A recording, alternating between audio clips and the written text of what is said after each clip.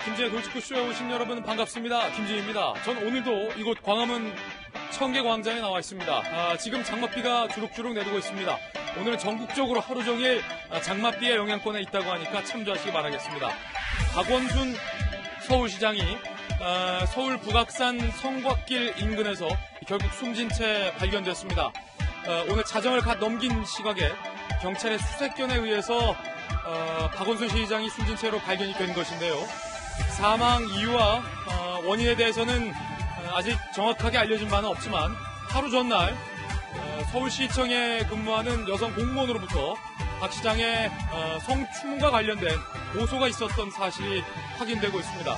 잠시 후에 이런 안타까운 비극적인 결과에 대해서 상세하게 오늘 보도해드리겠습니다. 밤사이 들어온 뉴스 속보들이 상당히 많은데 박 시장과 관련된 이야기 잠시 후에 차분하게 전달해드리겠습니다.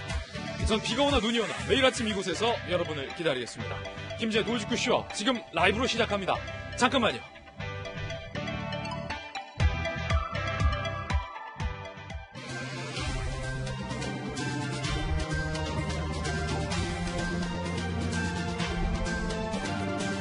신문 읽어주는 남자입니다.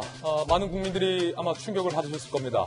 박원순 서울시장의 급작스런 실종, 그리고 오늘 자정을 갓 넘긴 시각에 결국 숨진 채 발견된 사건, 고인이 된 박원순 서울시장의 명복과 그리고 유가족들, 지지자들에게 애도의 뜻을 먼저 저희 돌직구쇼도 표합니다. 왜 이런 일이 벌어지게 됐는지, 박 시장에게 어떤 심경의 변화가 있었는지, 박 시장의 마지막 동선과 행선지는 어디였는지, 무슨 변화가 있었는지 잠시 후에 상세하게 전해드리겠습니다. 오늘 조간신문부터 먼저 함께 하실까요? 동아일보입니다. 박 시장 야산에서 숨진 채 결국 발견이 됐습니다. 잠시 후에 저희들도 시청자분이 보내주신 박원순 서울시장의 마지막 행적이 담긴 CCTV 화면을 준비해놨습니다. 잠시 후에 보도해드리겠습니다. 실종 신고 7시간 만에 자정을 넘겨서 발견됐고요. 지금 보시는 것처럼 검은색 모자와 그리고 어두운 상하의를 입고요. 박원순 시장이 맨 가방은 검정색 가방이었는데 자세히 보시면 가방에는 박 시장이 직접 관여했었던 아이 서울유라는 서울시의 새로운 로고가 새겨진 가방, 백팩을 메고 박원순 시장이 마스크를 쓴 채 집을 나서는 모습이 마지막으로 CCTV에 포착이 됐습니다. 잠시 후에 자세한 이야기 전해드리겠습니다. 박 시장의 딸은 아버지가 유언 같은 말을 남기고 연락이 두절됐다라고 울면서 경찰에 신고한 것으로 현재까지 알려지고 있습니다. 유서가 발견됐는지 여부 등에 대해서도 경찰이 아직 수사 중이기 때문에 뭐라 단정할 수는 없는 상황인데요. 잠시 후에 저희들이 밤사이에 취재된 내용 상세하게 전해드리겠습니다. 다음 신문입니다. 이번엔 한겨레 신문입니다. 한겨레 신문은 이면에서 왜 이런 비극적인 일이 벌어졌는지에 대해서 이렇게 추측을 했습니다. 인권을 강조해 오다가 도덕성에 치명타를 입을 것을 박 시장이 염려한 것이 아니냐. 물론 한겨레 신문의 추측입니다. 수습이 힘들다라고 박 시장이 판단한 듯하다라고 한겨레는 쓰고 있습니다. 무슨 일이냐면 하루 전날 서울시에 근무하는 여성 공무원이 박 시장을 성추행 혐의로 고소를 하는 일이 있었습니다. 이 여성 공무원의 주장에 따르면 메신저와 사진 등등 나의 성추행 피해를 입증할 만한 증거를 이미 경찰에 제출했다라는 입장이고요. 이 여성 공무원의 주장에 따르면 더 많은 피해자가 서울시 내에 있다라고도 진술을 한 것으로 알려지고 있습니다.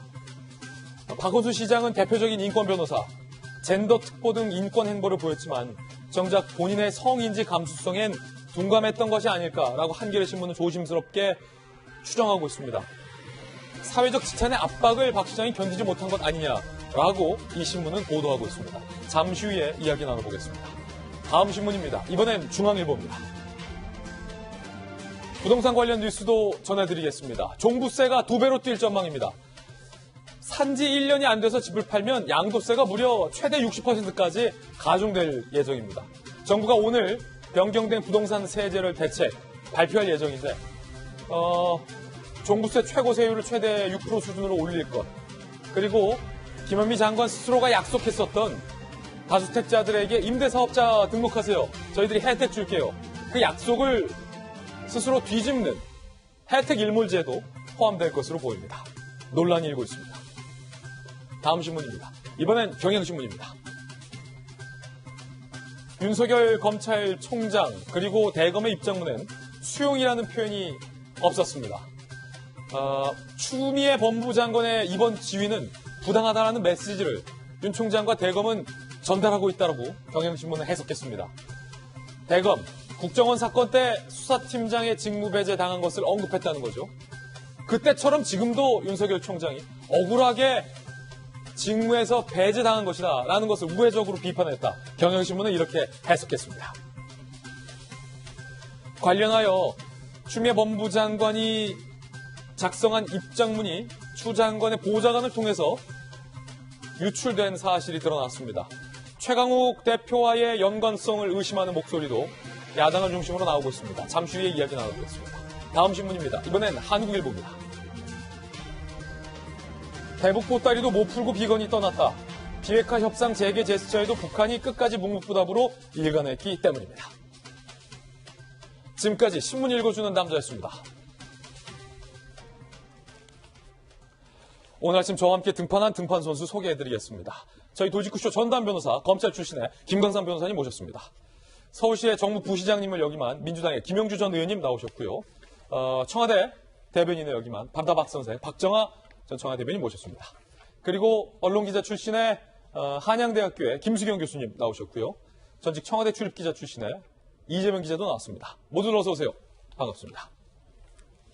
박원순 서울시장이 오늘 자정을 칸 넘긴 시각에 서울 북악산 인근에서 발견이 됐습니다. 숨진 채 발견됐습니다. 김재의 도지쿠쇼 오늘의 톱뉴스로 문을 열겠습니다.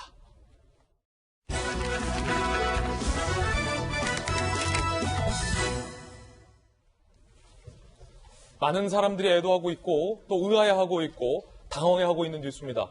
박 시장은 왜 이런 비극적인 결과가 나왔을까? 오늘 밤사이에 취재된 내용들 저희들이 상세하게 지금부터 보도를 해드리겠습니다. 톱뉴스 주제부터 공개합니다. 결국 박원순 시장은 숨진 채 발견이 됐습니다. 서울 성북구 삼청각 인근 북악산 성곽길 인근의 산속에서 박 시장이 숨진 채로 발견이 된 겁니다. 어제 늦은 저녁부터 경찰과 수색견들이 동원돼서 박 시장의 행방을 찾기 위해서 대대적인 수색 작업을 벌였는데요. 결국 오늘 자정이 간 넘긴 시각에 안타깝게도 숨진 채 발견이 된 겁니다.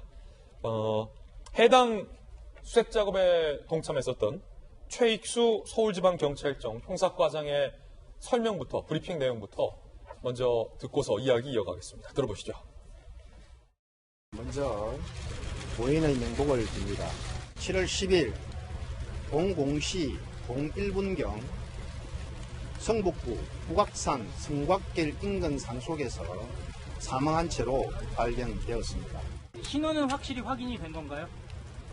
현장에서 가방, 핸드폰, 그리고 소지품 일부 다 발견이 됐습니다. 현재까지 현장에서는 유서는 발견되지 않았습니다. 일단 택시로 이동해서 다른 부분에서 보고 있습니다. 경기도 구조견 한 마리가 5마리가 들어갔어요. 들어가서 이제 수색을 했는데 섹터를 나서 수색하다가 제가 이제 유류품을 발견하게 되고 그쪽에서 같이 수색하던 김성환 대원이 시장님을 발견하게 되고 찾습니다 얘기하고 그때부터 이제 현장 보존하고 그랬습니다. 유류품은 가방 위에 안경이랑 핸드폰이랑 그렇게 놓여져 있었습니다. 정확한 사망 원인과 사망 이유에 대해서는 조금 더 수사를 해봐야 할 사안이기 때문에 아직까지 단정적으로 단정할 수는 없다는 말씀 드립니다. 박 시장이 공관에서 도보로 걸어나가는 모습도 CCTV에 포착이 됐고 잠시 후에 저희가 CCTV 영상도 보도를 해드리겠습니다. 박 시장의 마지막 행적을 저희들이 재구성을 해봤습니다. 함께 보시죠. 실종부터 사망까지 박 시장의 행적인데요. 박 시장이 발견된 서울 북악산 성곽길 인근은요. 서울시장 공관에서도 멀지 않은 곳입니다. 일단은 어제 박 시장이 몸이 좋지 않다라는 이유로 서울시청에 출근을 하지 않았습니다. 오전 10시 44분 종로구 가회동의 공간을 나섰는데요. 조금 전 신문 읽어주는 남자에서도 설명해드렸듯이 배낭을 메고 모자와 젖버 차림이었습니다. 오전 10시 53분 와룡공원 인근의 CCTV에 포착이 됐고요. 고개를 숙인 채 빠른 걸음으로 이동하는 모습이었습니다. 오후 3시 49분 성북구 주한 핀란드 대사관 근처에서 휴대전화가 꺼졌습니다. 이 말인즉슨 박 시장이 오후 3시 49분경에 핀란드 대사관 근처에서 휴대전화 전원을 껐다는 의미입니다. 와룡공원에서 포착이 됐고 신호가 끊긴 시점까지 5시간가량의 행적은 현재 확인이 되지 않고 있는 따라서 상황입니다. 오후 5시 17분 박 시장의 딸이 이렇게 경찰에 신고를 합니다. 오후 5시 17분경에요. 4-5시간 전 아버지가 유언 같은 말을 하고 나가서 지금 전화기가 꺼져 있다며 울면서 경찰에 신고를 한 시점이 저 시점이고요. 오후 5시 30분경에 경찰이 수색을 시작했습니다. 오늘 오전 0시경 수색 7시간 만에 북악산 숙정문 인근에서 숨진 채 발견됐고요. 나무가 빽빽한 곳에서 수색견이 최초로 발견을 한 모습도 확인될 수 있습니다. 어제 해가 저물자 수색병력 770여 명, 그리고 드론 6기, 그리고 수색견 9마리, 서치라이트 등도 동원이 돼서 자정이 넘긴 시간에 발견이 된 건데요. 잠시 후에 차분히 이야기 나눠보겠습니다만 일단은 김수경 교수님, 박 시장이 그 전날까지도 굉장히 활발하게 평소와 다름없이 일정들을 소화했는데 당일 오전에 갑자기 서울시청에 연락을 했다는 거예요. 몸이 좋지 않다고. 원래는 그 오전에 그 서울시청 소속되어 있는 펜싱팀의 합숙소를 아마 방문하기로 했대요. 그게 아마도 이제 최숙현 선수 사건 때문에 이제 서울시청에 소속된 체육인들도 잘 지내고 있는지 이런 것들을 점검하려고 아마 예정되어 있었던 것 같은데. 굉장히 중요한 일정이었군요. 그렇죠. 당일에. 그리고 기자들한테도 다 이제 그 일정이 알려져 있는 상황이었어요. 예. 그런데 갑자기 몸이 좋지 않다고 연락을 하고 기자들한테도 그 일정은 취소됐다고 이야기를 한 거죠. 그리고 오후에도 국가균형발전위원회 위원장하고 면담이 있었는데 그것도 다 일정을 취소한 겁니다. 예. 그리고 이제 결근을 한 거죠. 평소에 결근을 하지 않는 분이라서 좀 무슨 일이지라고 생각을 했다는 이야기도 있었던데 이제 그 전날 8일 날 아까도 좀 잠깐 소개를 하셨지만 서울시 공무원 여성 공무원으로부터 그 성추행이 있었다는 이제 고소가 들어간 거죠. 예. 그렇다 보니까 물론 직접적으로 그 극단적 선택의 동기가 무엇이었는지 지금 확정적으로 말할 수는 없지만 두 일 간에는 상당한 예언성이 있다는 추측을 해볼 수밖에 없는 것 같아요. 근데 아까 한겨레 신문에서도 이야기를 했지만 본인이 이제 인권 변호사 출신이고 어떻게 보면 되게 대표적인 인권 변호사 출신이죠. 더구나 네. 뭐 부천서 성고문 사건이라던가 아니면은 그 서울대 교수가 조교를 성희롱한 사건의 변호인을 맡아서 당시 굉장히 성인지 감수성이 아예 뭐 척박했던 상황에서도 이런 성희롱이 문제가 있다, 법적으로 문제가 있다는 어떤 판결을 이끌어낸 굉장히 상징적인 사건에서 변호를 맡았던 분인데 아이러니하게도 본인이 어떤 이런 성추문에 연관이 되어 있고 이런 상황 때문에 그 아이러니를 도저히 견딜 수 없고 그 후 폭풍으로 나에게 돌아올 사회적 지탄이나 이런 것들을 견디기 어려워서 아마 이런 극단적 선택을 한 것이 아닐까라는 생각이 듭니다. 예, 물론 추정입니다. 아직은 단정할 수 없습니다. 물론 그래서 이제 그 확정적으로 굉장히 말씀을 드리기가 매우 조심스러운 사건이긴 한데요. 어쨌든 고소가 들어갔던 것만큼은 사실로 확인이 되고 있고 좀 약간 안타까운 것은 물론 죽음은 너무나 극단적 선택은 너무나 안타까운 일이긴 합니다만 이제 고소인의 입장에서는 자신의 어쨌든 피해 사실을 법정에서 다퉈보고 싶었겠죠. 그리고 그 피해를 구제받고 싶었겠죠. 물론 그 주장한 피해 사실이 다 사실로 드러날지는 뭐 알 수 없는 일입니다만 이분의 입장에서는 법정에서 다퉈볼 기회조차 없어져 버리고 사건은 그냥 공소권 없음으로 이렇게 끝나버리게 되니까 그분의 입장에서도 너무나 이 사건이 정말 뭐라고 말하기가 어려운데 안타깝고 어느 한면으로는 굉장히 좀 화가 나는 부분도 있을 수 있다라는 생각이 듭니다.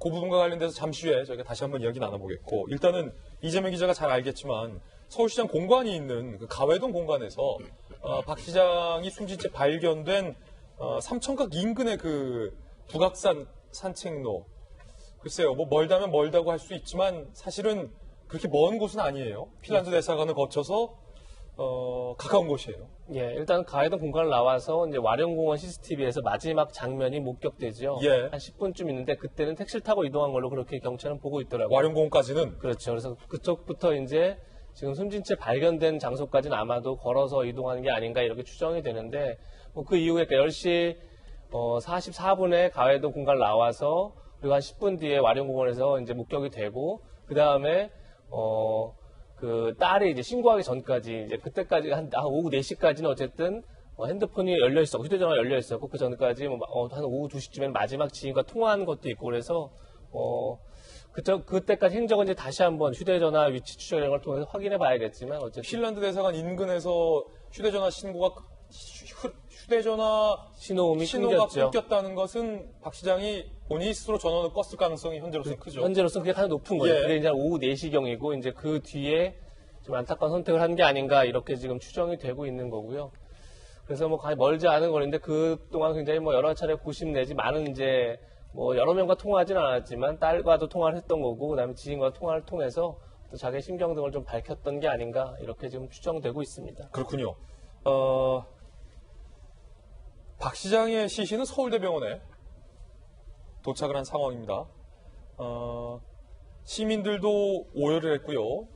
또 지지자들이 많이 서울대병원에 도착을 해서 안타까워했다고 합니다. 저희들이 박 시장의 시신이 발견됐고 서울대병원에 시신이 도착하는 순간도 밤사이에 취재를 했습니다. 그 영상 함께 보시죠.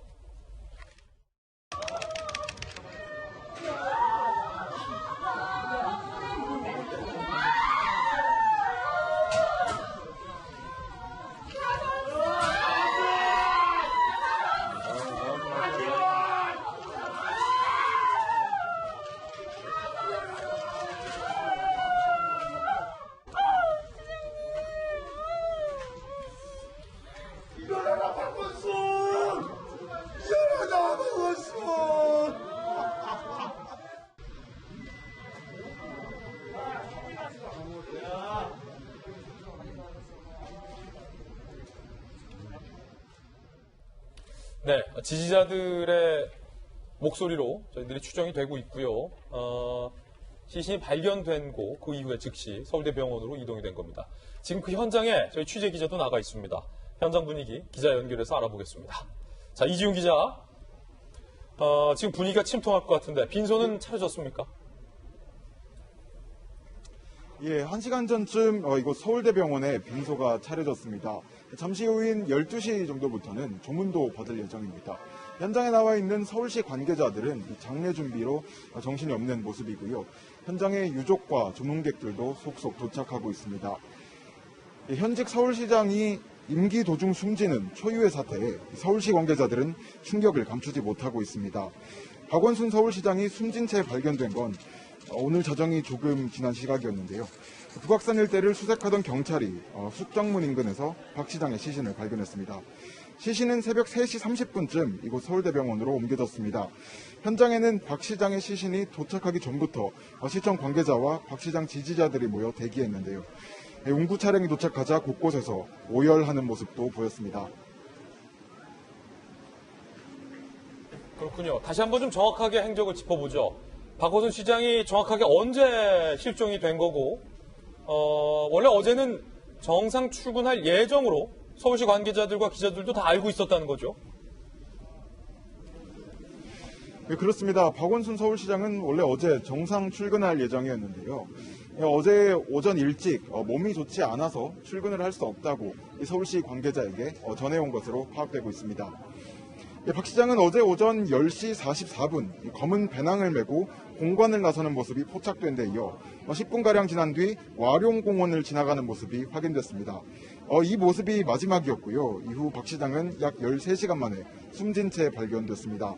서울시는 조금 전 브리핑을 열었습니다.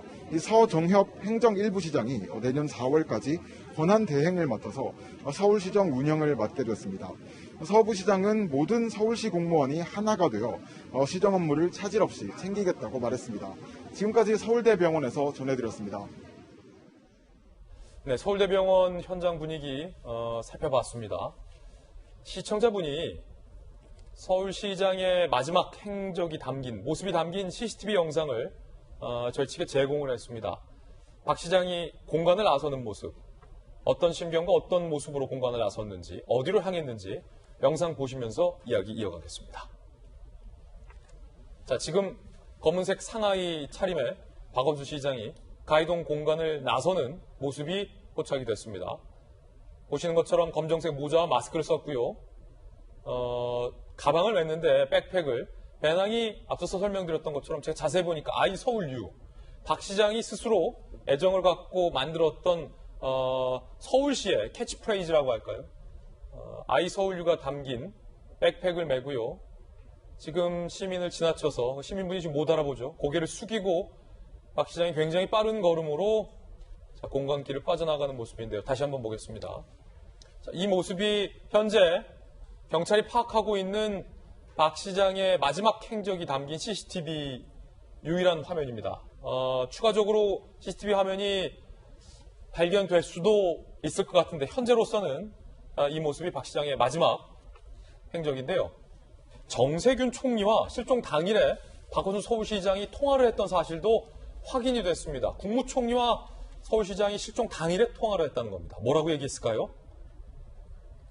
박정환 대변인 잘 설명해 주셨지만 원래는 실종 당일인 어제 국무총리와 서울시장이 오찬을 예정했었다. 그런데 박 시장 측 관계자가 시장님이 몸이 안 좋아 오전 일정을 모두 취소했는데 총리님과의 오찬은 가신다고 하니 준비해달라고 총리실에게 전달을 했었다는 겁니다. 그런데 박 시장이 직접 전화를 걸어서 너무 힘들다, 죄송하다, 결국 오찬이 취소가 된 건데, 글쎄요, 지금 박 시장이 정세균 국무총리에게 몇 시에 전화를 걸었는지는 정확하게 추가적으로 확인을 해봐야겠습니다만, 조금 전에 CCTV에서 보셨던 시각이 오전 10시 44분경입니다. 그러니까 박 시장이 서울시에 몸이 안 좋아서 못 나간다라고 통보를 하고 얼마 되지 않아 가이동 공간에서 방금 보셨던 차림새로 집을 나왔었기 때문에 아마도 정세균 총리와의 통화가 그 이후에 이루어진 것이 아닐까라는 추측을 저희들이 해볼 수 있을 것 같은데요. 사실은 김영주 의원님 오늘 나오셨지만 네. 뭐 아시는 분들은 다들 아시겠지만 김영주 의원님도 굉장히 지금 좀 침통하신. 네, 그렇습니다. 예. 제가 그 2011년 11.6 이제 재보궐선거 때 시장과 함께 시에 들어가서 1년 넘게 이렇게 같이 보필을 하고 일을 했던 사람 입장에서 굉장히 침통하고 평소에도 가끔씩 그 혼자서도 등산을 다니셨기 때문에 어제 오후에 그런 이제 그 실종에 대한 부분이 있었더라도 혹시 개인적으로 여러 가지 고민 중에서 머리를 식히기 위해서 이렇게 등산하시지 않았냐 이런 생각을 했습니다만 이제 아침에 방금 우리가 CCTV를 봤습니다만 그때까지만 해도 그렇게 많이 뭔가를 결정해 놓고 가지는 않았던 것 같습니다.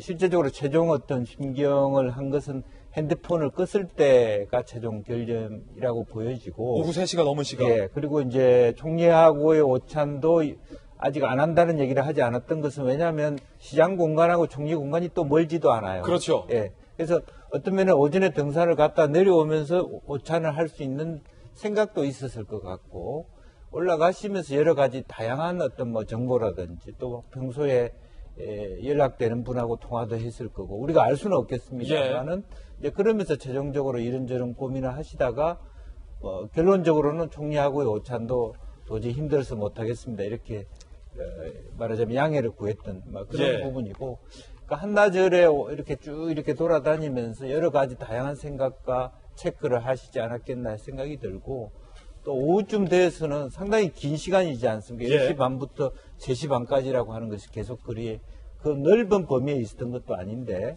어떻게 보면 이제 점차 본인이 그런 어떤 결행이라 할지 생각을 하면서 어느 지역이 좋을 것인지에 대한 생각도 좀 가지신 건 아닌가 이렇게 생각이 들고 추측입니다만. 네, 추측입니다. 집을 났을 때는 그런 생각까지는 안 하고 나셨을 수도 있다라는 생각이 들고 그래서 그럴 때일수록 사실은 누군가 함께 이야기를 해야만 이게 풀어질 텐데 계속 혼자 생각을 하시다 보니까 그러니까 자기 생각에 자기가 갇힌 그런 부분이 없지 않아 있었다. 저는 그렇게 생각이 듭니다. 예, 재차 말씀드리지만 사망 원인과 사망 이유는 아직 단정적으로 확인이 되진 않았다는 말씀 드리고요.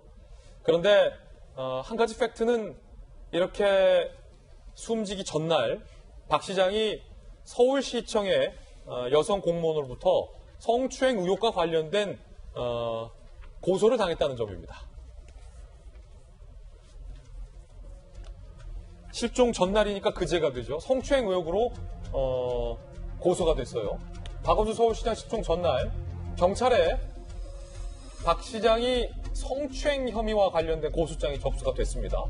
이튿날 새벽까지 고소를 한 여성 공무원, 서울시 직원이 조사를 받았습니다. B씨가 전직 서울시 직원인데요. 2017년부터 박 시장으로부터 지속적인 성추행을 당했다라고 고소를 한 상황이고요. 박 시장에게 여러 차례 성추행을 당했다. 그리고 텔레그램 메신저를 통해 성적 수치심을 느낄 수 있는 사진을 여러 차례 보내오기도 했다라고 조사에서 진술을 한 사실이 알려지고 있습니다. 그러면서 해당 공무원은 나 말고도 서울시청 내에 더 많은 피해자가 있다라고 주장했고요. 박원순 시장이 두려워서 아무도 신고를 못했지만 용기를 냈다라고 경찰 조사에서 진술을 한 것으로 현재는 알려지고 있습니다. 그 말인즉슨 이 여성 공무원의 주장에 따르면 끊임없는 성추행을 본인이 당했고 그리고 텔레그램을 통한 박 시장이 보내온 사진 등이 증거로서 보유를 하고 있었다라는 의미로 해석이 되고 이 해당 여성 공무원 이외에도 다른 피해자가 서울시청 내에 있었다라는 얘기가 됩니다. 물론 해당 여성의 주장입니다. B씨는 텔레그램 대화 내용 등 피해 입증 증거 상당량을 제출한 것으로 확인이 되고 있고요. 박 시장이 사망함에 따라 이 여성 공무원이 고소한 사건은 공소권 없음으로 종결 처리가 될 것으로 전망이 됩니다. 그런데 오늘 한겨레 신문의 보도에 따르면 박 시장의 고소장이 접수된 날 이 성추행 혐의 고소와 관련해서 박 시장이 참모들과 저녁에 대책회의를 가졌다 라는 내용이 오늘 한겨레 신문에 보도되고 있습니다. 그런데 이 부분은 좀 더 추가적인 확인이 필요해 보입니다. 단정적으로 이게 맞다라고는 현재까지 단언할 수는 없고요. 한겨레 신문의 보도 내용에 따르면 이 같은 내용이 현재는 보도되고 있다는 정도만 소개해드릴 수 있을 것 같고요. 이 보도에 따르면 그 자리에서 박 시장의 사임까지 거론이 됐다라는 내용도 포함이 되어 있습니다. 오늘 검찰 출신의 김광산 변호사님 나오셨는데 굉장히 조심스러운 부분이고 왜냐하면 박 시장이 이미 고인이 됐고 또 한편으로 생각해보면 피해를 당한 여성은 고소를 한 상황에서 박 시장의 죽음이 피해 여성에게 김수경 박사 얘기했던 것처럼 또 다른 또 굉장히 충격적인 소식이 될 것이기 때문에 어느 쪽으로도 굉장히 조심스러운 상황입니다만 변호사님께서 보시기에 굉장히 이 해당 여성의 고소가 박 시장에게 오늘 한겨레 신문의 추측처럼 치명타였을 가능성도 조심스럽지만 좀 이야기해 볼 수 있는 건가요? 그럴 가능성이 저는 이제 굉장히 많다 이렇게 봅니다. 그런데 지금 그저께 이제 피해자 측 여성이 이제 고소를 했잖아요. 그럼 고소를 하면 일반적인 절차는 고소장이 접수된 다음에 이제 시간을 두고 피해자를 조사하고요. 그 다음에 피해자 조사가 끝나면 그 다음에 고소를 당한 피고소인을 조사하는 절차를 거치는데 지금 경찰청에서 서울경찰청에서 수사를 하고 있다는 거 아닙니까? 네. 굉장히 빠르게 아마 진행이 된 것 같아요. 그러니까 8일날 접수했는데 그날 아마 저녁 때부터 조사를 했고 그리고 9일날 새벽까지 조사를 했는데 아마 경찰청에 이 고소장이 접수됐다는 거하고 아마 고소장 내용이 무엇인지가 박원순 시장에 전달될 가능성이 좀 크다고 봅니다. 예. 그래서 한겨레 신문 보도에 의하면 그날 이제 대책회의를 했는데 박원순 시장처럼 공인이 아니다 할지라도 일반인들도 고소장 접수됐다는 얘기를 듣는 순간 전부 다 거의 공황 상태로 와요. 그렇습니까? 또 그런 죄가 졌든 지지 않았던 그런 혐의에 대해서 자기가 정말 억울하다 할지라도 대부분 사람들은 엄청난 공황 상태를 겪죠. 예. 그래서 저희도 이제 뭐 그런 사건을 많이 하는데 공통적인 얘기를 많이 해요. 와서 죽고 싶을 정도로 괴롭다는 얘기를 많이 해요. 예. 그러니까 범죄를 저지른 사람도 마찬가지로 죽고 싶을 정도로 괴롭다는 얘기를 하고, 그 다음에 정말 억울한 사람도 정말 죽고 싶을 정도로 괴롭다 이런 얘기를 하는데, 사실 박원순 시장은 일반 그런 사람들과 좀 다르지 않습니까?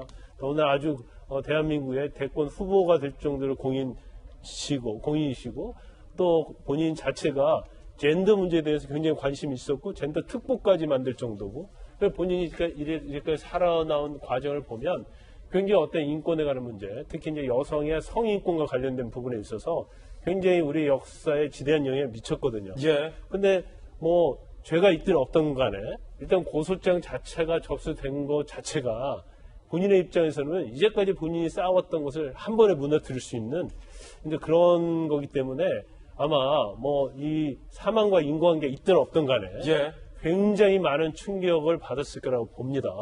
그래서 이제 한겨레신문처럼 일단 이제 본인이 혼자 해결할 수 있는 것이 아니기 때문에 대책회의를 한 거죠.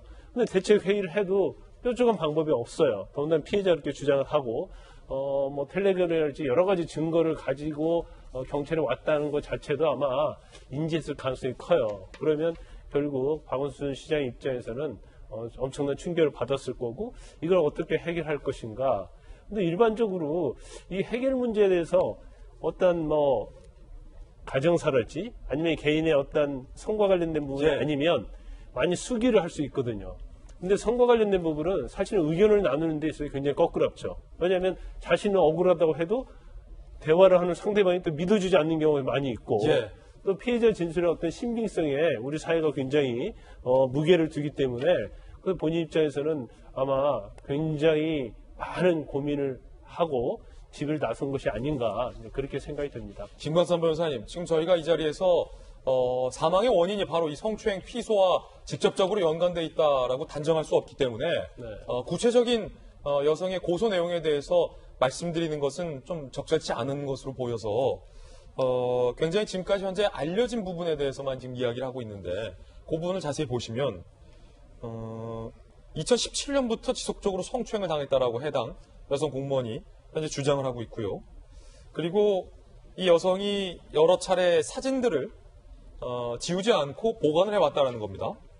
성적 수치심을 느낄 수 있는 사진을 박 시장이 여러 차례 보내왔다. 텔레그램을 통해서. 그리고 그거를 경찰에 증거로 제출을 했다라는 대목도 현재는 알려져 있는데 그렇다면은 그 여성이 제출한 증거들이 어떤 법적 다툼에 있어서 주요한 증거가 될 가능성도 상당한 겁니까? 일단 뭐 중요한 것은 사실 이제 박원순 시장이 돌아가셨기 때문에 실체 진실 발견은 굉장히 어려워요. 박원순 시장이 더 억울할 수도 있고 아니면 이제 피해자 진술이 맞을 수도 있고 그러겠죠. 그렇지만 피고소인인 박원순 시장이 사망을 했기 때문에 이런 경우는 더 조사가 진행이 되지 않습니다. 그래서 공소권 없음이라는 결정을 검찰에서 할 거예요. 그런데 아마 지금 언론에 보도된 거에 의하면 지금 본인의 어떤 피해자 주장 자체가 본인의 진술만 있는 것이 아니고 텔레그램이랄지 그런 것을 통해서 자신의 어떤 피해를 뒷받침할 수 있는 그런 증거를 상당히 가지고 와서 경찰에 제출을 했고 해당 여성이 네네 그리고 변호인과 함께 뭐 그저께부터 조사를 받았는데 어제 새벽까지 받았다고 해요. 그러니까 아마 그 조사 내용이 굉장히 장시간에 걸쳐 조사를 받았고 그 가지고 있는 증거에 대한 하나하나 아마 지목을 하면서 조사를 했을 가능성이 크다고 봅니다. 그렇지만 결과적으로 실체적 진실이 무엇인가는 뭐 밝혀질 수 있는 상태가 아닌 게 돼버렸죠. 공소권 없음이기 때문에 그렇군요. 한 가지 분명한 말씀을 드릴 수 있을 것 같습니다. 어떠한 일이 있어도 극단적인 선택은 답이 되지 않는다.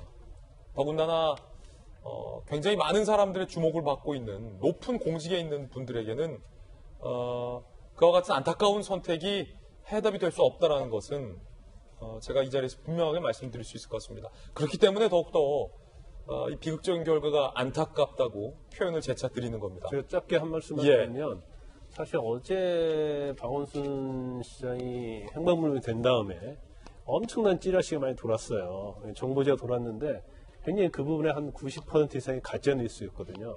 그래서 이 사건을 대하는 태도에 있어서 언론도 마찬가지고 이제 국민도 마찬가지고 일단 박원순 시장과의 어떤 사망과의 관계가 너무 선거와 관련된 피해와 연계시켜도 안 된다는 거고요. 그다음 두 번째는 또 사망과 또 피해자에 대해서 어떤 공격이나 그런 게 있어서는 안 된다는 거죠. 된다. 그걸 예. 분명하게 저희들이 인식을 하고 어느 쪽도 어떤 2차적인 피해가 가서는 안 된다는 걸 좀 우리가 다 알아야 할 것 같습니다. 예, 김수경 교수님, 그래서 여쭤보는 건데 이게 더욱더 안타깝습니다.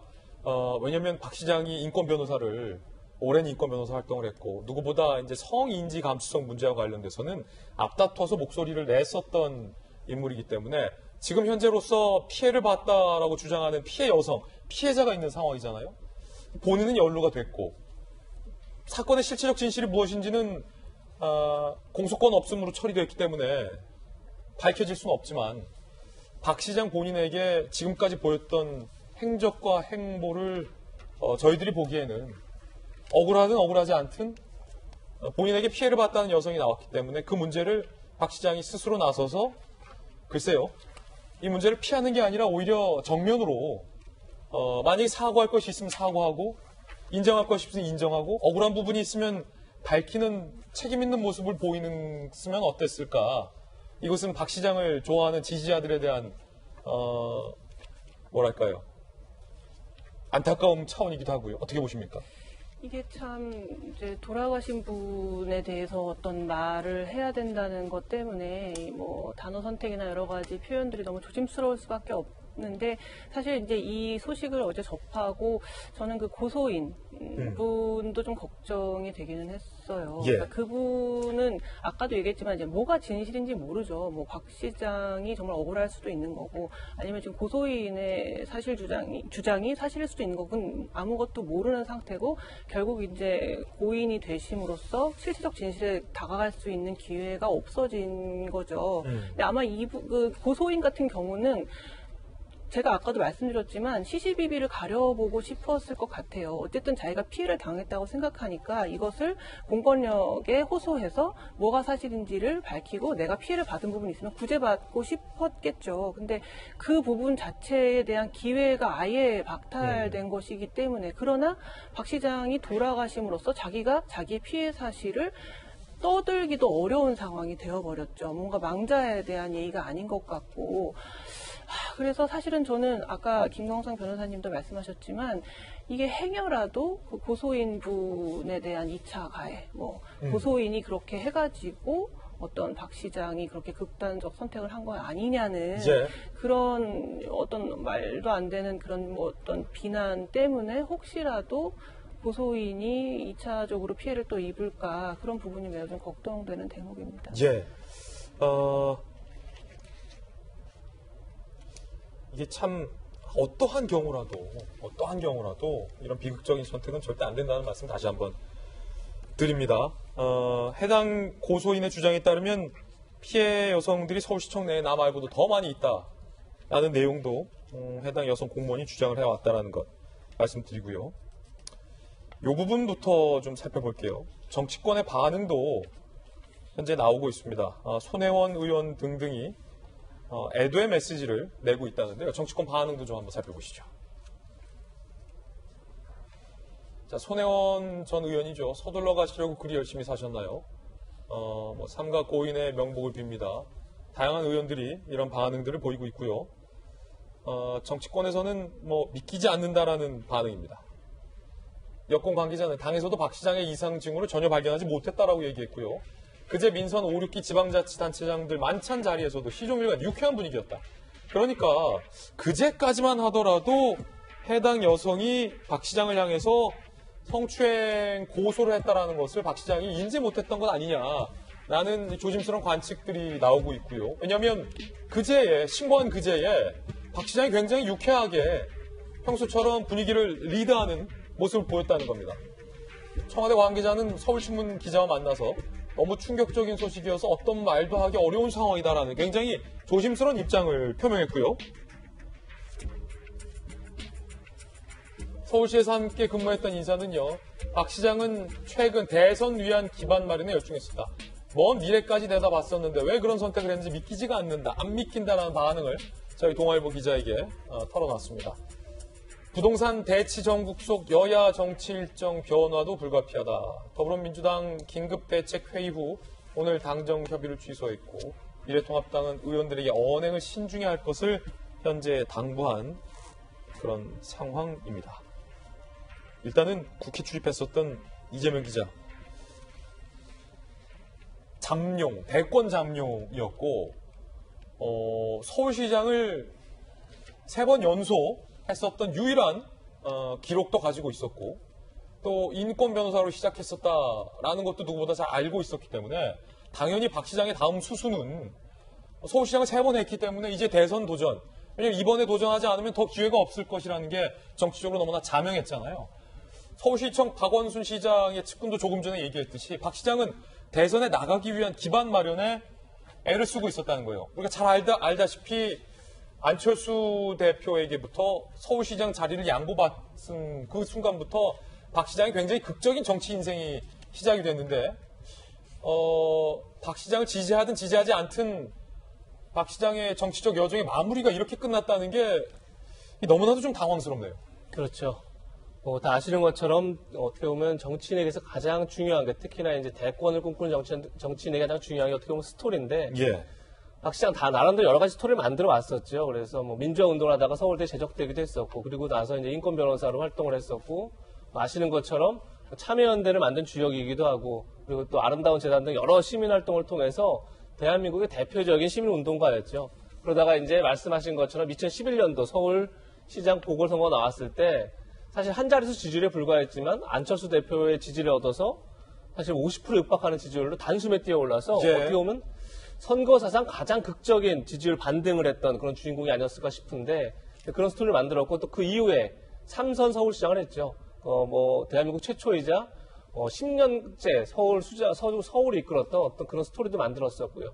그리고 사실 이번 총선에서 박원순 시장 측근이라고 할 수 있는 같이 서울시에 있었던 분들이 많이 국회에 들어갔습니다. 그래서 원래는 지난 2017년 대선 때도 박원순 시장이 나오려고 했지만 사실 지지율도 받쳐주지 못했고 어떻게 보면 여의도에 지원 세력이 적다 보니까 결국은 이제 중도 포기했었는데 이번에는 이제 여의도에도 많은 측근 인사들이 많이 들어와서 어떻게 보면 이번 총선의 최대 수혜자다 이런 이제 평가까지 받았었고 예. 그런 점에서 굉장히 대선을 열심히 했다는 게 이제 정치권에 널리 알려진 거였죠. 그래서 박원순 시장의 그 가회동 공간에도 항상 저녁마다 사람들이 모였다 이런 얘기를 할 정도로 그리고 제가 이제 아는 것도 4월 말에도 어떤 소셜미디어 인플루언서들 다 모아서 본인의 비전을 이렇게 제시하기도 하고 그러니까 이미 대선 행보를 해왔던 거죠.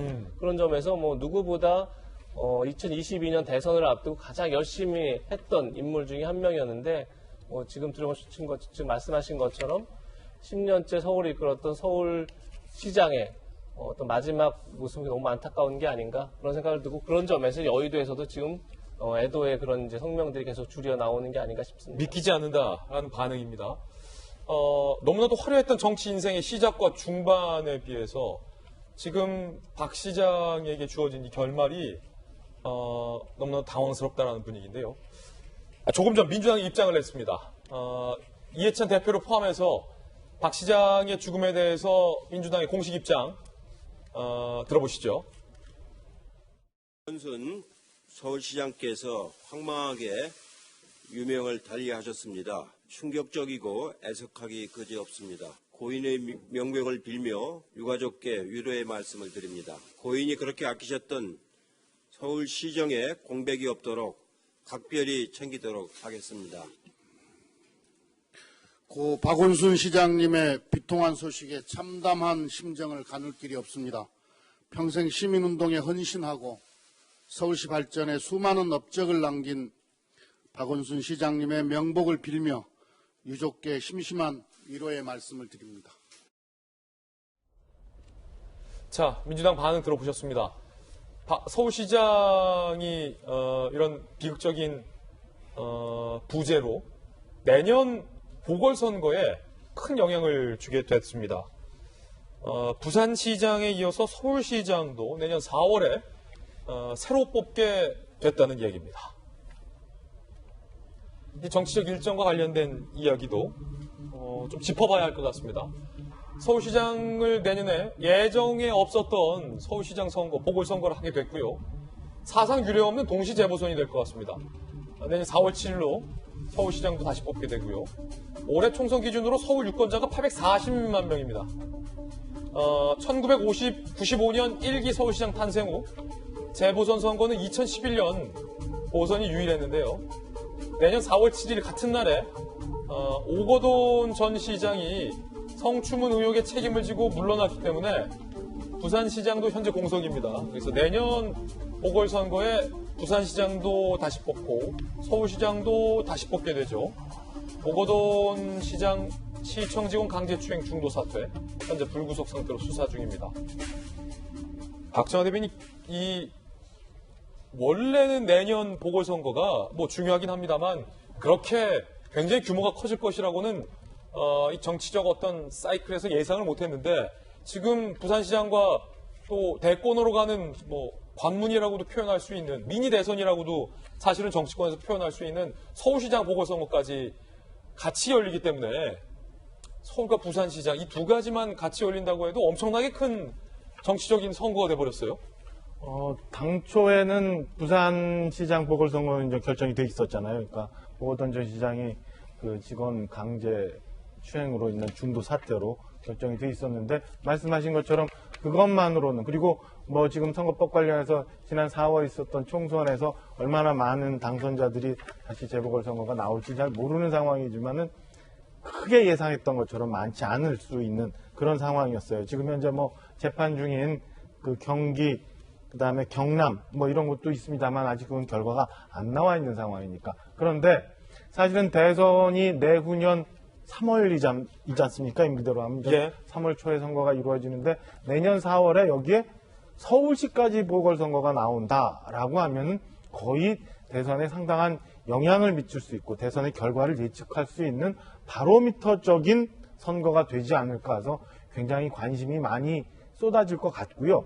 이 선거가 지금 사실은 뭐 박원순 시장의 극단적인 선택과는 별개로 일단 서울시장 보궐선거가 나오고 이후에 또 대선이 이루어져서 정치권에서는 굉장히 많이 충격적이고 그다음에 예상치 못했던 많은 변화들이 있을 거로 좀 보여집니다. 예. 단순히 박원순 시장 박원순 시장이 이제 잠룡이라는 사람이 하나 낙마해서 빠진 거 외에 미치는 영향이 상당히 커질 것 같아요. 그러니까 서울시장 각 당의 이제 후보원들이 도드라지면서 자기 목소리들을 이제 내기 시작할 거고, 그 다음에 여당도 서울시, 부산시 관련해 갖고 선거에 이기기 위해서 상당히 많은 노력을 기울이다 보면 여러 가지 좀 강한 얘기들이 나올 수 있는 거고, 그 다음에 내년 가면 당장 그 대선 레이스가 이제 진행이 되면서 각 당의 대선 후보들도 각자 목소리를 내고 그렇게 되면은 그 정치권에 굉장히 요동이 많이 칠 거고, 그 다음에 지금 내후년까지 임기인 전 현재 문재인 정권의 청와대도 실적을 만들어내고 국민들한테 본인들의 업적을 만들어낼 수 있는 시간이 굉장히 좀 좁아질 수도 있다라는 생각이 좀 드네요. 굉장히 많은 변화가 있을 거로 추정이 됩니다. 자, 고인이 된 마당에 어차피 사건도 공소권 없음으로 처분이 돼서 논란은 있을 것으로 예상이 되지만 이 팩트만 두고 보면 김수경 교수님, 안희정 충남지사도 선거와 관련된 것을 현재 유죄를 선고받고 복역 중이고요. 오거돈 부산시장 같은 경우도 시청 공무원에 대한 성추행을 직접적으로 본인이 인정을 하고 수사를 받고 있는 상황이 있고, 박 시장 같은 경우는 단정할 수 없습니다만 어찌됐든 성추행과 관련된 고소까지 현재는 이루어진 것이 사실이잖아요. 충남지사, 부산시장, 서울시장 모두 다 여권에 정말로 내로라 하는 후보들이 동일한 유형의 문제가 야기됐다는 것이 참 공교롭습니다. 안타깝기도 하고요. 정말 공교롭게도 여권의 단체장 세 분이 성추문과 관련이 되어 있죠. 물론 박 시장의 경우에는 지금 고소만 들어간 상태이기 때문에 뭐 지금 시시비비를 가릴 수 없는 상황이 되어버렸지만 어쨌든 고소가 들어간 것까지는 사실이니까요. 그래서 이제 제가 한번 봤습니다. 이제 충남은 한 인구가 210만 정도 되고요. 예. 부산이 한 340만, 서울이 한 970만으로 제가 이제 인터넷에서 찾아봤습니다. 물론 뭐 기간이 좀 다르겠지만 아무튼 이 사람이 전체 합치면 1,500만 정도거든요. 그러니까 1,500만 정도 국민의 도정과 시정을 관장하던 단체장이 이런 일에 연루되다니 너무 충격적이고 안타깝고, 그리고 이건 사실 뭐 여야의 문제는 아닌 것 같아요. 그렇죠. 그냥 권력의 자리에 누가 있었는지의 문제지 여권 인사라서 더 그렇고 뭐 야권 인사라서 안 그렇고 이런 차원의 문제는 전혀 맞습니다. 아닌 것 같고요. 그러니까 권력을 가진 자이기 때문에 당연히 그 밑에 있는 직원들은 뭐 하다못해 무슨 뭐 부장님, 과장님도 아닌 시장님, 도지사, 그 조직의 최머리에 있는 단체장의 경우에는 뭐 어떠한 지시든 어떠한 말이든 아주 친절하고 아주 깍듯하게 대할 수밖에 없죠. 그게 남직원이든 여직원이든. 특히 이제 비서 같은 경우는 뭐 시장의 일거수일투족을 다 챙기는 사람이기 때문에 굉장히 볼 기회도 많고 만날 기회도 많고 그 과정에서 굉장히 깍듯하게 했을 거라고요. 근데 이거는 어쨌든 나의 어떤 직업적인 어떤 생사 여탈권을 가진 인사권자이기 때문에 당연히 친절하게 할 수밖에 없죠. 우리 모두 뭐 부장님, 뭐 사장님 모셔본 사람들이잖아요. 예. 근데 아마도 그러한 것이 자기에 대한 호의라고 착각을 했을까요? 그러니까 권력의 자리에 있는 분들은 다 너무나 조심하셔야 될 것 같아요. 그러니까 뭐 아마 이 피해자분은 모르긴 몰라도 지속적인 뭐 성추행이 있었다고 주장을 하고 계신데 아마 정말 자기가 할 수 있는 힘껏 자기가 표현할 수 있는 만큼 최대한 거부 의사를 밝혔을 거예요. 하지만 나의 생사 여탈권을 갖고 있기 때문에 완전 적극적으로 뭐 욕을 하면서 그럴 수는 없었겠죠. 너무나도 완곡하지만 용기를 내서 아마 거부 의사를 밝혔을 텐데 아무래도 제한적인 표현밖에 할 수 없다 보니까 이 시장의 자리에 있는 분은 그것을 잘못 오인하지 않았나라는 뭐 추측만 해봅니다. 예. 그래서 권력자에 계신 그 자리에 계신 분들은 정말 일거수일투족을 너무나 조심해야 되는 것 같아요. 예. 그러니까 이것은 여야 문제가 아니다라는 부분, 그리고 방금 말씀하신 부분도 뭐 특정 케이스에 국한해서 하신 말씀은 아니고 권력에 있는 분들에 대한 어떤 통상적인 제가 당부의 말씀만 말씀이다라는 좀 말씀. 첨언하면 김영주 의원님.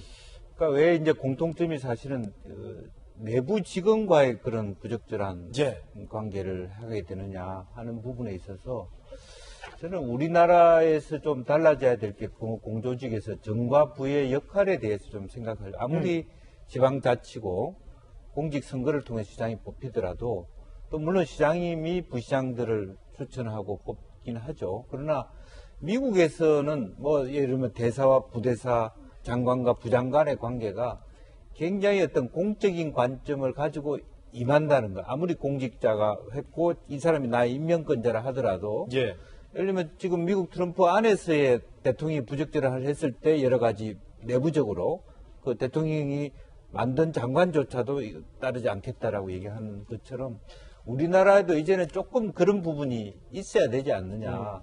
설득 뭐 여튼 그러니까 시장님이나 이런 경우에도 조금 몇 사람 선호하는 여직원이 있다 이런 느낌들을 받았을 때 하지 마십시오라고 할 수 있는 장치가 아무것도 없다라고 하는 거고 또 그랬을 때는 앞으로 우리가 조금 더 가져가야 될 대목이 그런 겁니다.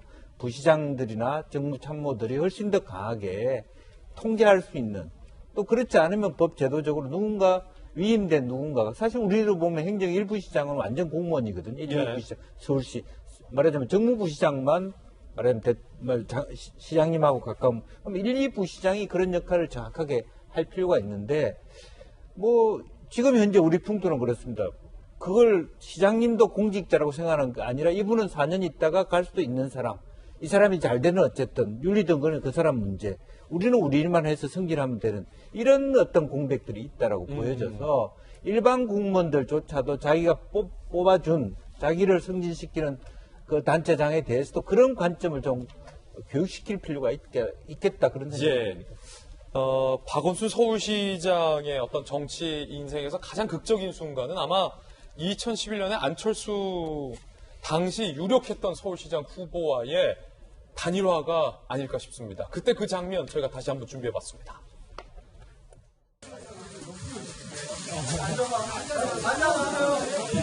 저는 박 변호사님이 그동안 우리 사회를 위해서 헌신하면서 시민사회운동의 새로운 꽃을 피운 분으로서 서울시장직을 누구보다 더 잘 수행할 수 있는 아름답고 훌륭한 분이라고 생각합니다.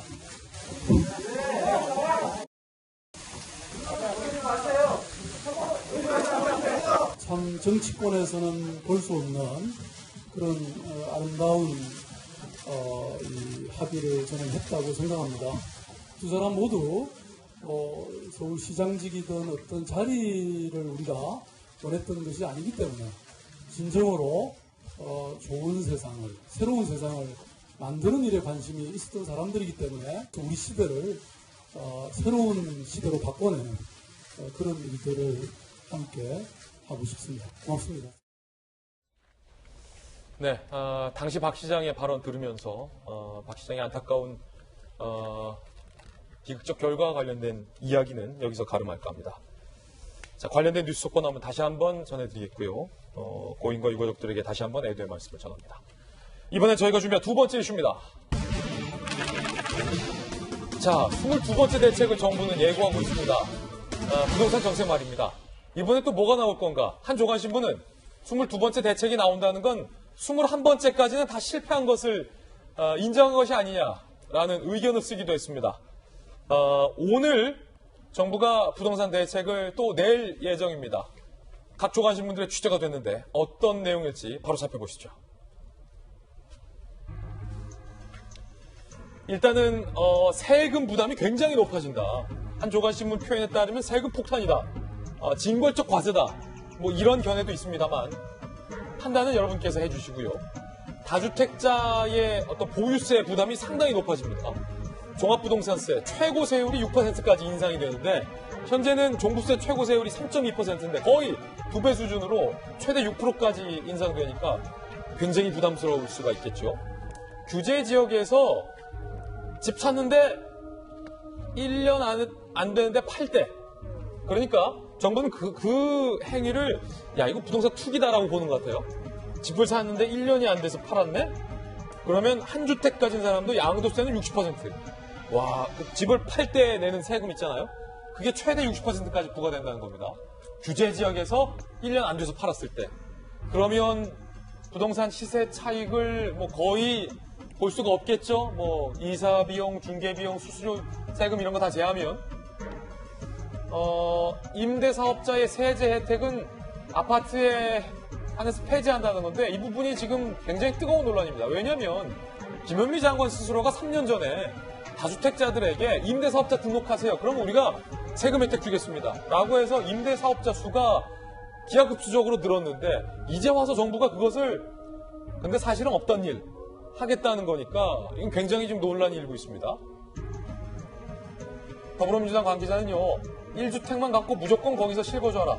안 그러면 팔지 못하고 못 버틸 정도의 불이익을 받는다는 메시지를 분명히 줄 것이다 라고 얘기를 하고 있는 상황인데요.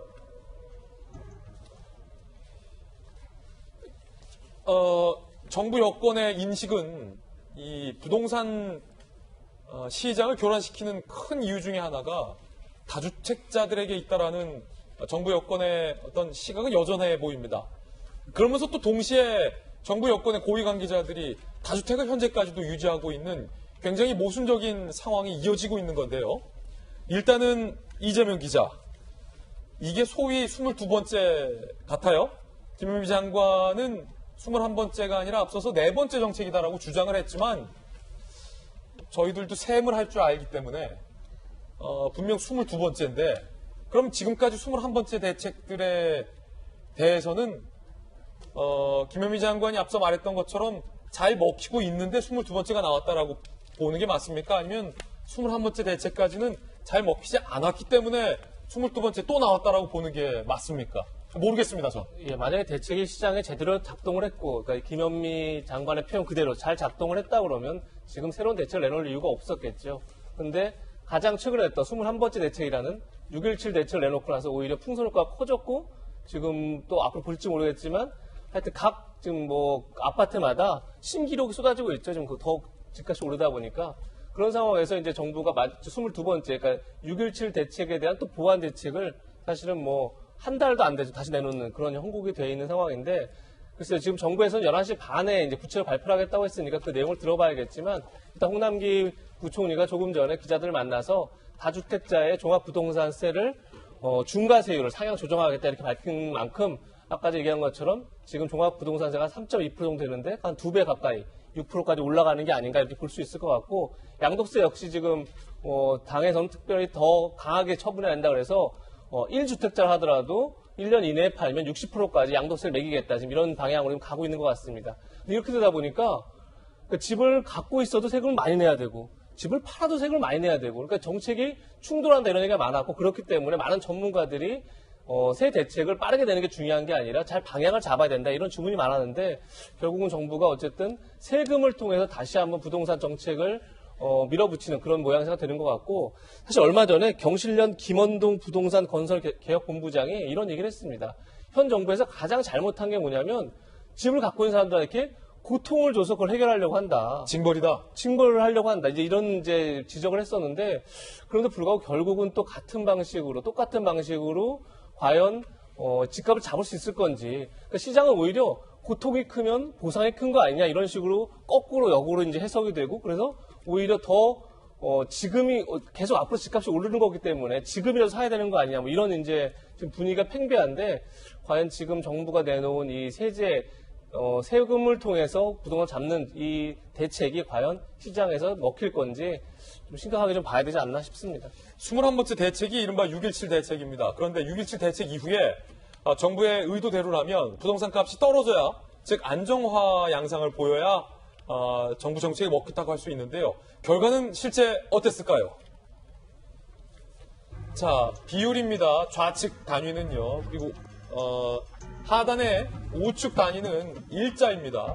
그러니까 6월 1일부터 7월 6일까지 서울 아파트 값이 어떻게 변동했는지의 비율을 표현한 그래프인데, 점선이 6.17 대책 시점입니다. 그 이후에 7월 6일자로 오히려 신고가를 찍었다. 부동산 값이 더 올랐다는 거, 구체적인 사례들도 오늘 취재가 됐는데요.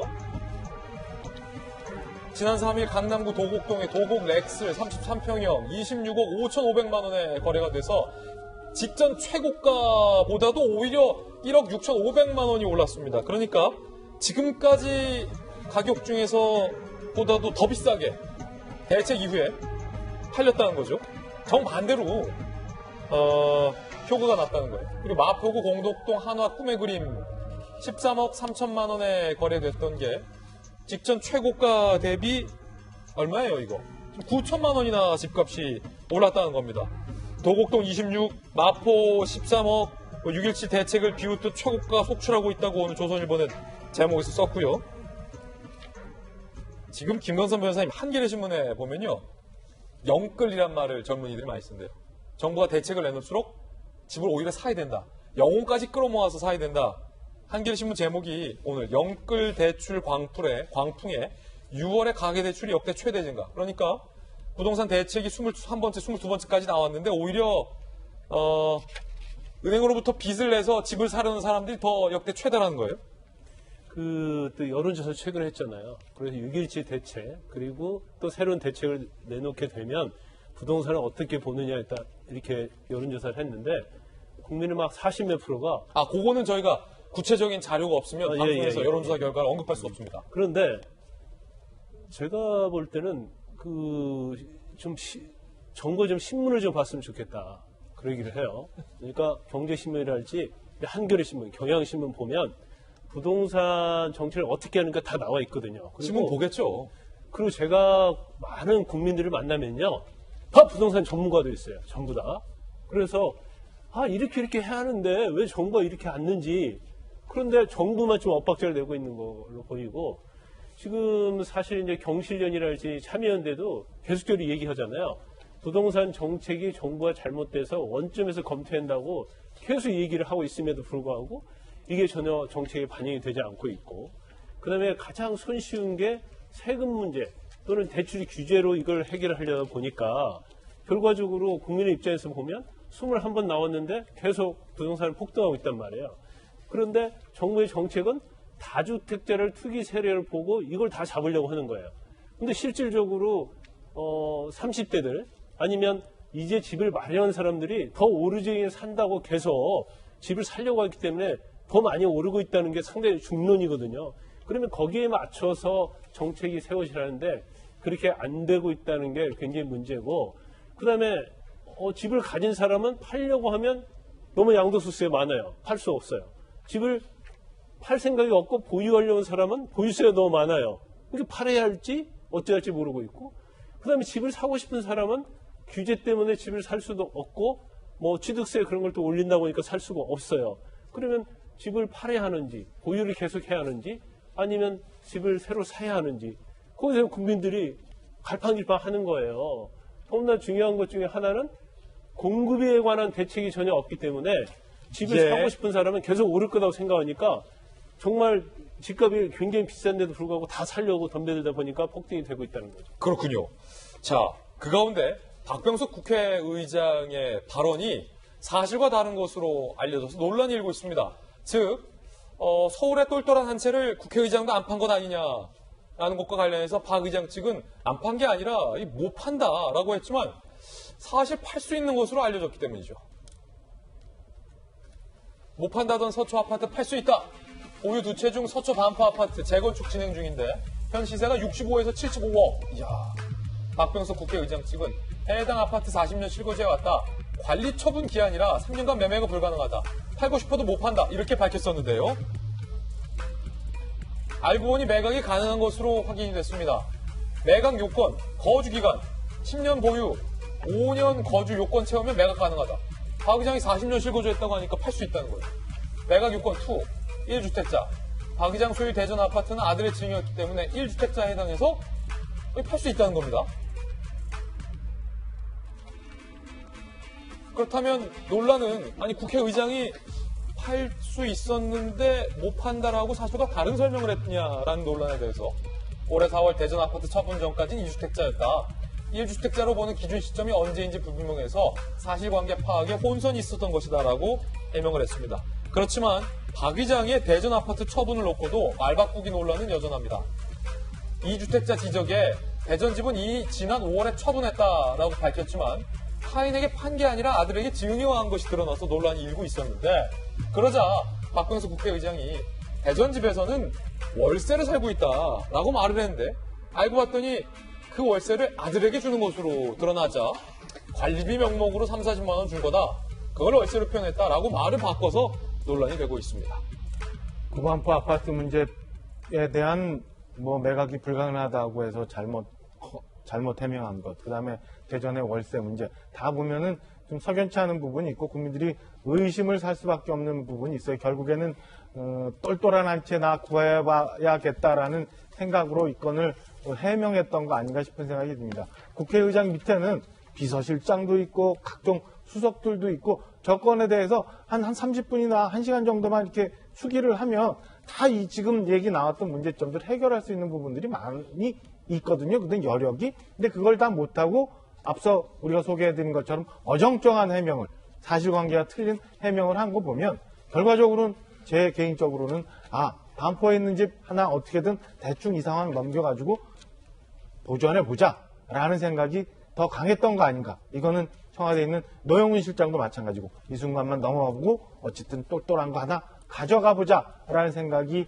있어서 저렇게 해명을 처음에 했던 거 아닌가라는 생각에 더 씁쓸한 대목입니다. 예, 요거는 우리 박정화 대변인의 개인 견해라는 말씀 분명하게 드리겠고요. 저희가 준비한 세 번째 이슈입니다. 제목을 수명자라는 표현으로 적어봤습니다. 최강욱 대표가 올렸던 법무부의 알림 메시지가 사실은 추미애 장관이 직접 작성한 것이고, 그리고 그걸 장관의 보좌관이 유출한 것으로 확인이 되면서 논란이 일고 있습니다.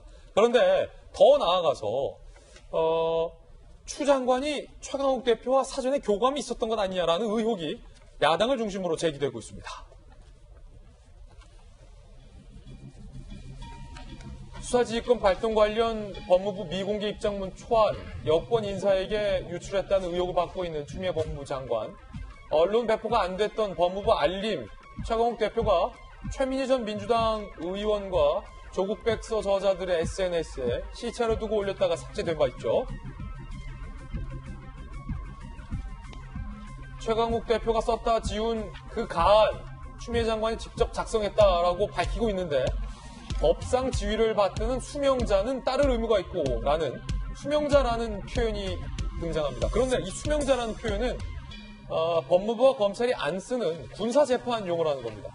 그런데 최강욱 대표가 바로 군 법무관 출신이잖아요. 그래서 야당에서는 군 법무관 용어를 법무부에서 썼다? 라는 것이 석연치 않다며 이 법무부 장관의 입장문을 작성하는 데 있어서 최강욱 대표와 추 장관이 사전에 교감이 있었던 건 아니냐라는 의혹을 제기하고 있고요. 야당에서 의혹 제기하는 그 근거로 최강욱 대표가 6일 전에 본인의 SNS에 본인의 글로써 이런 표현을 썼습니다. 지휘권자인 장관이 수명자인 총장에게 면담을 요청하듯. 역시 그 수명자라는 표현을 최 대표가 6일 전에 이미 직접 쓴 바가 있기 때문에 의혹은 더욱더 강해지고 있습니다. 김영주 의원님, 네. 확실히 좀 궁금한 대목은 있네요. 일단은 논란이 됐던 부분, 추 장관이 어찌됐든 직접 작성했고 그걸 장관 보좌관이 유출한 것으로 현재 밝혀졌는데 관건은 논란은 그 입장문을 최강욱 대표와 추 장관이 뭐 교감을 해서 쓴 것 아니냐라는 게 야당의 지금 의혹이잖아요. 네, 그렇습니다. 지금 이제 그동안에 20년 넘게 말하자면 이 법조인 생활을 해온 분들이 이 수명자라는 단어를 한 번도 본 적이 없다. 수명자? 예, 법무부와 대검에서 사용한 적이 없다. 이것은 군사재판에서 주로 나오는 법률을 받드는 자라고 하는 용어였기 때문에 최강욱 대표가 이제 말하자면 군사재판을 많이 했던 경험들이 그대로 나타난 게 아닌가 생각이 들고, 실제로 그렇다면 실제로 누가 이 안을 만들었느냐. 추 장관이 안을 만들었다고 손치더라도 추 장관의 안을 만드는 기본 초안을 말하자면 최강욱 대표가 줬거나 여러 사람 중에 한 사람 중에 어떤 최강욱 대표가 아니더라도 군사재판을 해왔던 군재판부에서 일했던 법무부에 있는 인사가 이런 단어를 썼을 가능성이 있다. 이렇게 이제 유추가 가능한 부분이 있다고 보여지고, 근데 더 이제 사실은 좀 문제가 되는 것은 여러 안을 각국 동시에 공표하라고 했다라고 하는 부분부터가 저희들이 이 안까지 포함해서 실제적으로 정말 법무부와 검찰은 국민들의 어떤 신뢰로 먹고 사는 기관인데 권위와 신뢰가 있어야 되는데 그런 부분에 대해서 서로 진실 공방을 하게 됐다는 것이 가장 씁쓸한 대목이 아닌가 그렇게 생각이 듭니다. 예, 야당에서는 그리고 정의당에서는 유출 경위에 대해서 정확하게 규명을 해야 한다라고 요구하고 있습니다. 들어보시죠. 지난 정권의 국정농단이라는 것이 권한이 없는 사람들이 국정에 개입해서 관여하는 것을 국정농단이라고 했습니다. 어떻게 엄중해야 할 법무부 내의 이런 논의들이 사전에 최강욱 의원에게 전달됐는지, 법무부도 입장을 분명히 밝히고 최강욱 의원도 입수 경위를 인터넷에 떠도는 것을 보고 올렸다고만 하지 말고 정확하게 밝혀주기 바랍니다. 만약에 법무부 내의 이 가안이 최강욱 의원에게 전달된 것이 맞다면 그것을 전달한 책임자는 엄중히 징계를 받아야 합니다. 추미애 장관의 법무부와 법무부 바깥의 정당 관계자 그리고 또 다른 관계자들이 긴밀하게 연관돼 있고 통상적으로는 알기 힘든 보이지 않는 기구가 있는 것인지 추미애 장관이 나서서 법무부 내부 검토안이 어떻게 밖으로 유출되었는지를 조사하여 밝혀줘야 할 것입니다. 물론 야당의 이 의혹에 대해서 추미애 장관은 적극 부인하고 있습니다. 내가 직접 작성한 것이 맞고 누구와 사전 교감한 적은 없다라고 강하게 부인을 하고 있습니다. 그런데 원희룡 제주지사는 더 나아가서 이렇게 비판을 했습니다. 추미애 장관이 글을 쓰고 보좌관이 유출했다고 하는데 누가 이 말을 믿겠느냐. 얼마나 당황했으면 자기들도 믿지 못할 해명을 했겠냐. 다시 묻는다. 누가 썼냐. 법무부 장관을 움직이는 비선 실세는 도대체 누구냐라고 원 지사는 주장을 하고 있습니다. 자, 이재명 부장, 이 건과 관련해서 추 장관이 해명을 했죠, 추가적으로? 그렇죠. 어떤 본인이 해명이죠? 직접 썼다고 그러면서, 본인이 썼다는 이제 SNS의 내용들을 본인이 올렸는데, 약간 그것도 논란이 좀 되는 것 같습니다. 왜냐하면 본인이 썼다는 이제 그걸 이제 증명하기 위해서 밑에 보면 사진을 오히려 보는 게 나을 것 같은데, 사진을 보면 본인의 이름으로 되어 있습니다. 본인의 이름으로 되어 있고 밑에는 이제 그 본인이 지금 썼다는 글의 내용이 있는데 저걸 잘 보면 결국은 자기가 자기 카톡에다, 그러니까 자기가 자기 SNS에다 올린 그런 꼴이 되는 거죠. 그래서 저게 본인이 썼다는 과연 증거가 될 수 있느냐. 그러니까 저걸 본인이 써서 누군가에게 본인의 비서관이든 보좌관이든 아니면 대변인실든 이렇게 보낸 게 본인을 그걸 올렸다면 오히려 문제가 안 되는데 자신이 자신의 카톡에 올린 것 자체를 그거를 증거라고 올리는 게 좀 석연치 않다고 오히려 좀 이상한 거 아니냐 이런 얘기가 있는 거고 사실 그에 앞서서 지금 제가 얘기했지만 수명제나 독특한 표현도 있고 또 최강욱 대표는 최민희 전 의원들이 올린 것을 자기가 보고 올렸다 했는데 사실 내용을 보니까 제목도 다르고 문단 구성도 다릅니다. 그래요? 그러다 보니까 보통 사람이 다른 글을 보고 베끼면 사실 그걸 똑같이 옮기는 게 정상적인데 그걸 본인이 바꾸진 않았을 거 아닙니까? 그러다 보니까 이게 과연 맞느냐 이런 의혹이 있는 거고 조금 전에 야당도 얘기했지만 사실 박근혜 정권에서 처음 이제 국정농단 사건에 불거졌던 게 결국 최서원 씨의 태블릿 PC에 연설문 등이 들어있다 보니까 그게 공무상 비밀 누설이 아니냐 이런 논란이 있었는데 그리고 이번 건도 마찬가지로 그것이 사전에 유출됐다 그러면 이제 그렇게 볼 여지가 분명히 있는 거죠. 그리고 더더욱 사실 문제는 최영욱 대표가 조국 전 장관 아들에게 이제 허위로 인턴 증명서 써줬다는 그런 의혹 때문에 재판을 받고 있는 과정이지 않습니까? 그러다 보니까 오히려 만약에 진짜 물론 이제 확인되지 않았지만 장관과 최영욱 대표 사이에 어떤 의견 교환이라는 게 있었다면 정말 그건 부적절한 거 아니냐 이런 의혹이 지금 정치권에서 나오고 있는 상황입니다. 예, 다시 한번 말씀드리면 추 장관과 최 대표는 사전 교감설에 대해서 강하게 부인을 하고 있습니다. 날씨 알아보죠. 자, 남혜정 캐스터 연결해 보겠습니다. 지금 비 오고 있죠? 네, 지금 서울은 먹구름이 잔뜩 끼어 있고요. 1시간 전부터 빗줄기가 강해졌다 약해졌다를 반복하면서 이어지고 있습니다. 지금 전국에서 비가 가장 강하게 내리는 지역은 강원 영동 지역과 영남 지역인데요. 이번 비는 해안가를 중심으로 강하게 이어지겠습니다. 이번 비는 강원 영동과 경상 해안에도 강하게 집중될 텐데요. 특히 이 지역에는 동풍이 불고 높은 지형적인 효과가 더해져서 강한 비가 다소 길게 내릴 가능성이 높습니다. 앞으로도 남해안과 동해안을 중심으로 최대 200mm가 넘는 폭우가 쏟아지겠고 제주에도 100mm 이상, 전남과 경북 내륙에도 최고 80mm의 비가 예상되고요. 경기 북부와 충북, 전북 지역에도 최고 60mm가 예상되고 있습니다. 서울 등 그 밖의 중부 지역은 10에서 40mm로 상대적으로는 적은 양이 오겠습니다. 해안가 지역은 강풍까지 동반돼 시설물 피해 없도록 대비 잘해주셔야겠습니다. 이번 비는 오늘 오후에는 대부분 그치겠습니다. 주말인 내일은 주로 서쪽 지역을 중심으로 습한 더위가 이어지겠고요. 내륙에만 소나기가 지나겠습니다. 장마 전선은 일요일에 남부지방에 다시 영향을 주겠고요. 월요일과 화요일에는 전국 많은 지역에 다시 장맛비가 내릴 전망입니다.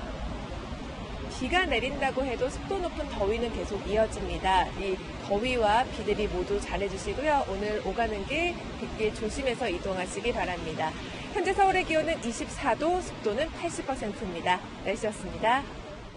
네, 오늘 저희가 준비한 소식 모두 전해드렸습니다. 지금부터 시작되는 인터넷 라방 2사말루에도 많은 관심 부탁드리겠습니다. 좋은 주말 보내시고요. 저희들은 월요일 아침 9시 5분에 인사드립니다. 오늘 하루는 분명 어제보다 나을 겁니다. 감사합니다.